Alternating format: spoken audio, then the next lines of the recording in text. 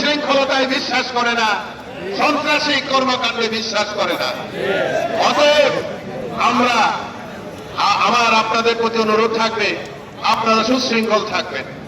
আইন শৃঙ্খলার অবনতি ঘটে এমন কোন কর্মকাণ্ড দয়া করে আপনারা করবেন না।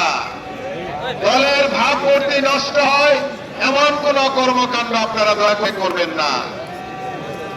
কোন বিশৃঙ্খলা তৈরি করার সুযোগ যেন কেউ না পায়। আপনাদের সাথে আপনাদের ঘাড়ে ভর করে কেউ যাতে কোন বিশৃঙ্খলা তৈরি করার চেষ্টা না করে সেটাও লক্ষ্য রাখতে হবে।